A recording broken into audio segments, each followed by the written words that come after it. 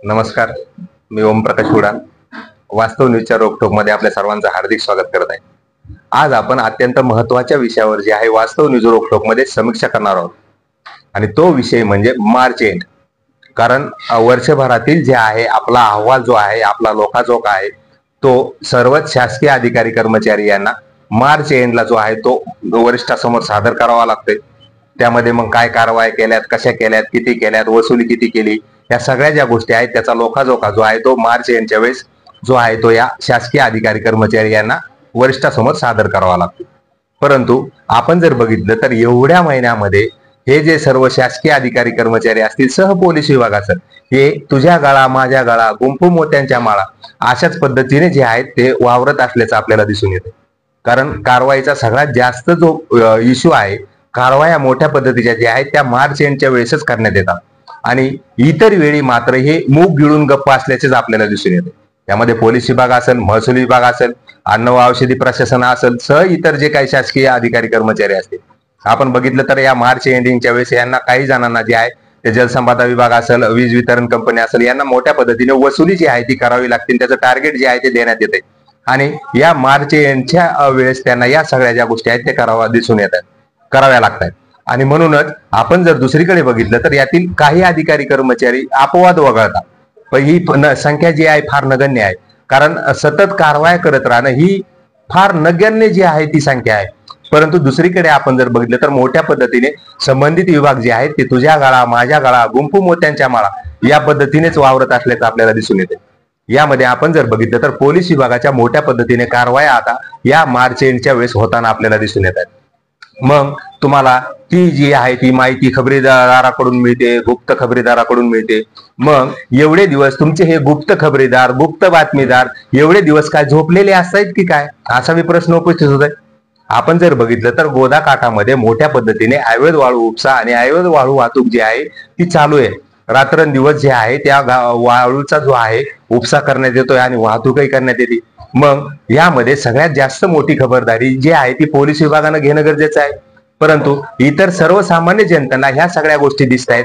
वाळूचे Hyva दिसत आहेत, अवैध वाळूचे ट्रॅक्टर दिसत आहेत, ते वावरताना दिसत आहेत. मग पोलीस विभागाच्या जे कर्मचारी अधिकारी असतील त्यांची गस्तही सुरू असते, परंतु त्यांना हे कोठेच कसं नजरेत पडत नाही का हे अवैध वाळू वाहतूक करणार किंवा अवैध धंदेवाले आहेत हे काय शक्तिमान सारखं जे आहेत अदृश्य होऊन जे आहेत ते काम करतायत की काय, असाही प्रश्न उपस्थित होत आहे. काही ठिकाणी जर आपण बघितलं तर या अवैध गोदाकाठच्या मधून जो अवैध वाळू वाहतूक आणि वाळू उपसा होतोय यातील काही ग्रामस्थ, संबंधित विभाग, महसूल विभाग असेल, याबरोबरच काही पोलीस विभागातील अधिकारी कर्मचारी असतील यांना फोनही करतायत, परंतु ती कारवाईसाठी त्यांच्याकडून टाळाटाळ करण्यात येते.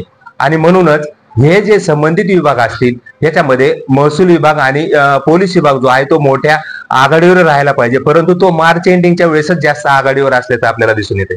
आणि काही अंशी जे आहे त्या पोलीस विभाग जो आहे तो मोठ्या पद्धतीने कारवाई करतोय, पण कधी मार्च एंडच्या वेळेस.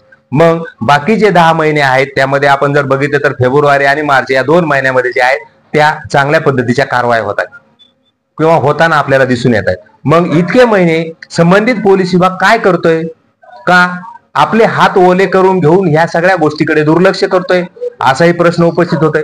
त्यामध्ये महसूल विभागही असेल, कारण आपण जर बघितलं तर या अवैध धंदे करणाऱ्यांना यांच्याकडूनच जे आहे ते पाठबळ मिळत असल्याचं दिसून येते. कारण या संदर्भात कारवाई, ठोस कारवाई करणे, कधी करणे, या सगळ्या ज्या गोष्टी आहेत या सगळ्या गोष्टीला संबंधित विभागाचे अधिकारी कर्मचारी जे आहेत ते पाठबळ देत असल्यामुळेच या अवैध धंद्यावाल्यांकडचा जो आहे प्रोत्साहन वाढतंय, त्यांना जे आहे प्रोत्साहन मिळतंय आणि यातून या धंद्यांना ब्रेक येण्याऐवजी ते वाढतच असल्याचे दिसून येते. मग या अवैध धंद्यामधून काही अंशी जे आहे ते पाणी कुठं ना कुठं मुरत असल्याशिवाय या अवैध धंद्यामध्ये वाढच होत नाही, असंच आपल्याला दिसून येते. कारण संबंधित विभागाने याकडे जाणीवपूर्वक जे आहे दुर्लक्ष होत असल्यामुळे या सगळ्या मोठ्या गोष्टी आपल्याला वाढताना दिसून येत आहेत. मग याकडे लक्ष तरी कोणी द्यायचंय, हाही एक प्रश्न आहे. परंतु आपण जर बघितलं तर वर्षभरामधील मार्च एंडिंगच्या वेळेस ज्या पद्धतीने कारवाई होतात त्या आपल्याला इतर वेळेत होताना दिसून येत नाहीत. मग यांच्या गुप्त खबरीदार कुठं गेला, यांची गुप्त वार्ता कुठून गेली, यांना माहिती कुठून मिळते, या सगळ्या गोष्टी आहेत याच्यावर प्रश्नचिन्ह उभं राहते.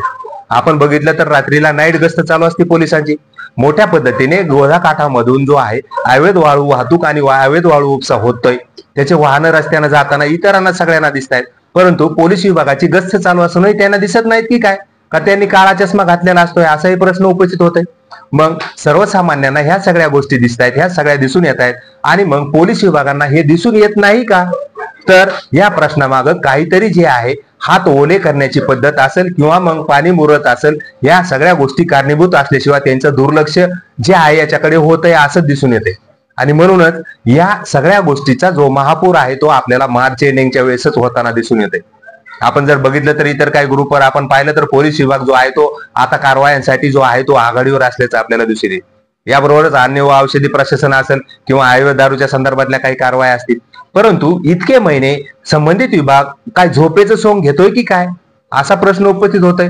का फक्त तुमचा लोखाजोखा वर्षभराचा जो आहे तो वरिष्ठ कार्यालयाकडे सादर करण्यासाठी तुम्ही फक्त ह्या 2 महिन्यामध्येच कारवाया करणार की काय, हाही प्रश्न उपस्थित होतोय.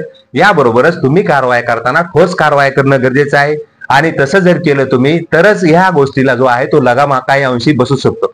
परंतु या अवैध धंद्यामधून जी गडगंज संपत्ती मिळते त्या संपत्ती मधला काही वाटा आपल्याला हवाय असंच काही अधिकारी कर्मचारी यांना कदाचित वाटत असेल, आणि म्हणूनच त्याकडे त्यांच्याकडून दुर्लक्ष होत असेल असं जे आहे ते दिसून येते. आणि म्हणूनच आपण जर बघितलं तर वर्षभरामध्ये फेब्रुवारी मार्च या 2 महिन्यामध्ये चांगल्या पद्धतीच्या कारवाया ज्या आहेत अवैध धंद्याविरुद्ध होताना आपल्याला दिसून येत आहेत. आणि म्हणूनच डोळे असून आंधळे इतर महिन्यामध्ये असंच जे आहे ते चालत असल्याचं आपल्याला दिसून येते. कारण यासाठी ग्रामस्थ जे आहेत त्या काही अधिकारी कर्मचारी संबंधित विभागाचे असतील त्यांना फोन करतात, या पलीकडे काय करणार ते, परंतु त्यांच्या फोनलाही व्यवस्थित प्रतिसाद न देता ठोस कारवाई न करता त्यांनाही जे आहे फक्त आश्वासनाची खैरातच वाटण्यात येते, असंच जे आहे ते दिसून येते. काही ठिकाणी या अवैध धंद्याविरुद्ध तक्रारही केली जाते, अवैध वाळू वाहतूक आणि उपशाबद्दलही तक्रार केली जाते, परंतु संबंधित विभागाला त्याच्यावर तात्काळ कारवाई करण्यासाठी जे आहे त्याला पाठबळ द्यावं वाटत नाही किंवा ती करावी वाटत नाही, असंही काही ठिकाणी दिसून येते. आणि यामध्ये सगळ्यात जास्त जो आहे ती जबाबदारी आहे पोलीस विभागाची, परंतु पोलीस विभाग मोठ्या पद्धतीने झोपेचं सोंग घेत असल्याचं दिसून येते. यामध्ये काही अधिकारी कर्मचारी यांचे हात जे आहेत ते ओले होत असल्यामुळेच ते हे याकडे दुर्लक्ष करतायत की काय, असाही प्रश्न उपस्थित होत आहे. आणि म्हणूनच मला असं म्हणावं असं वाटलं की ह्या मार्च एंडिंगच्या वेळेसच एवढ्या कारवाया तुम्ही करता आहात तर इतर वेळीही तुम्ही या कारवाया करणं गरजेचं आहे. यामध्ये काही पोलीस विभागातील अधिकारी कर्मचारी याला अपवाद आहेत. आपण जर बघितलं तर आंबडचे IPS जे आहेत त्यांनी मोठ्या पद्धतीने जे आहे धडक कारवाईचे सत्र जे आहे ते चालू केले, आणि त्यामध्ये त्यांनी वेगवेगळ्या ज्या गोष्टी आहेत त्या अवलंबित आहेत आणि कारवाई करत आहेत. मग इतर पोलीस विभागांनाही त्यांच्या या गोष्टी ज्या आहेत त्या घेणं गरजेचं आहे, कारवाई करणं गरजेचं आहे. परंतु कुठेतरी पाणी मुरत असल्यामुळे इतर जो विभाग आहे तो झोपेचं सोंग घेत असल्याचं आपल्याला दिसून येते. आजच IPS जे आहेत आंबडचे त्यांनी मोठ्या पद्धतीने अवैध वाळू वाहतूक आणि याच्यावर कारवाई केली. जवळपास 2.5 कोटी रुपयाचा मुद्देमाल त्यांनी जप्त केला आणि वेशांतर करून गेलेत ते, म्हणजे वेगवेगळ्या थीम जे आहेत त्या राबवत आहेत ते आणि चांगल्या पद्धतीचं काम जे आहे ते करत आहेत. परंतु त्यांची प्रेरणा घेणंही इतर जे पोलीस अधिकारी कर्मचारी आहेत यांचं काम आहे, परंतु असं होताना दिसून येत नाही. चला आता या मार्च एंडिंगच्या वेळेस तर कारवाया होतच राहणार, परंतु ह्याच कारवाया त्यांनी सतत करणं, वर्षभर करणं हे जे आहे ते गरजेचं आहे. आणि असं जर केलं तर या काही अंशी अवैध धंद्यांना जे आहे त्याला ब्रेक लागल असंच मला तरी वाटतंय. आणि म्हणूनच या संदर्भात वास्तव न्यूज मध्ये थोडीफार समीक्षा करावी वाटली म्हणून आज समोर आलंय. तुम्हाला नक्कीच हा व्हिडिओ आवडला असेल तर तुम्ही लाईक करा, कमेंट करा. असेच वेगवेगळे व्हिडिओ बघण्यासाठी वास्तव न्यूज मराठीला सबस्क्राईब करायला विसरू नका. याबरोबरच हा व्हिडिओ शेअर सुद्धा करा. वास्तव न्यूज रोखोक मध्ये तुर्तास आपण येथेच थांबूया. तोपर्यंत धन्यवाद.